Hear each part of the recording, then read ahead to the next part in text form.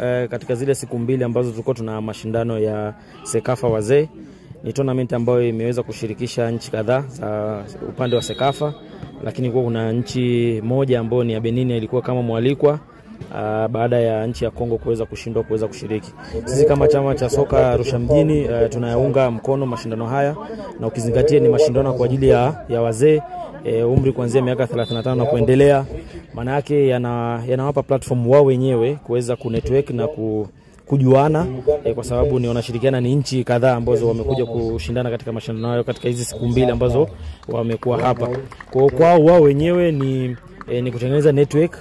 Lakini kwa wale ambao sasa labda ni vijana ambao tumekuja kuangalia mashindano haya au tournament hii, maana yake ni tunajifunza na sisi kupitia hawa wazee, kwa sababu vijana ndio wazee wa baadaye. Maana yake kuna vitu ambavyo na wenyewe vijana wanaweza kujifunza kupitia wazee, ili baadaye na wenyewe wakija kuwa wazee basi wao wana muendelezo huu wa kuweza kuandaa mashindano kama haya na kuweza kushiriki. Kwa sababu kubwa katika mashindano haya ni kutengeneza hiyo network, kushirikiana. Lakini ukizingatia hawa ni watu wazee, wana shughuli zao wanazifanya, wengine wako serikalini, wengine wanafanya biashara. Maana yake in one way or another unaweza kutoka hapo kaenda Kenya, una mtu tayari unamfahamu, anaweza kukusaidia mambo mawili matatu, mkashirikiana kwenye shughuli, kwenye biashara, hata mambo ya kiserikali vile vile. Lakini kubwa yote ni waweze kuenjoy pia vile vile, kuacha hii network, lakini ni muda pia kuenjoy. Tunafanya kazi kila siku, basi tupate muda kidogo sisi kama wazee, ama wao kama wazee waweze kupata muda sasa wa kuweza kujumuika wao kwa pamoja na kuweza kucheza kwa pamoja, wakashirikiana kwa pamoja, lakini ndio kupumzika kwenyewe huko. Kwa hiyo sisi tunayaunga mkono mashindano haya, na tunatarajia wao kama waandalizi wa mashindano haya basi kila mwaka wanaweza kuyaboresha, kwa sababu tulivyoambiwa ni kwamba wanafanya rotation katika nchi.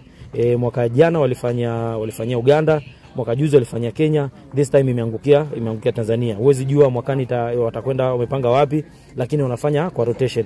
Lakini kubwa lingine ni kwamba kiuchumi, kama serikali wameweza kuingiza katika hizi siku mbili, hawa watu wamelala kwenye hoteli, hawa watu wametumia mafuta, hawa ya kwenye gari, hawa watu wamekula hapa Tanzania. Manake kuna pesa imeweza kuingia kama pato katika nchi. Kwa manake tunavyohosti tournament kama hizi, sio tu kuweza kutengeneza hizi network, lakini serikali kama nchi kama nchi na yenyewe inaweza kupata fursa kiuchumi, lakini pia mambo ya kijamii pia vile vile, kwa sababu hata watu wameweza kushirikiana huko, wamekuta watu wamekunywa bia hizo, wamekunywa soda, wamekaa kwenye hoteli, wamekula vyakula. Manake kama nchi tumeweza kugain pesa. Manake ukitoka nje ya nchi, ile pesa unaitumia manake imetoka, lakini unavyokaribisha wageni manake ile pesa inaingia ndani ya nchi, na kama nchi tunaweza kupata hiyo pesa ambayo tunaweza kuipata. Yes, kwa sababu pia moja ya wenzetu hao walitangulia, kuna baadhi ya nchi wametangulia kufika mapema, walipata fursa ya kutembelea baadhi ya mbuga hapa ambazo ziko karibu. Kwa maana yake mpira unatumika pia kuweza kufanya tourism, wanaweza kutangaza utalii wetu.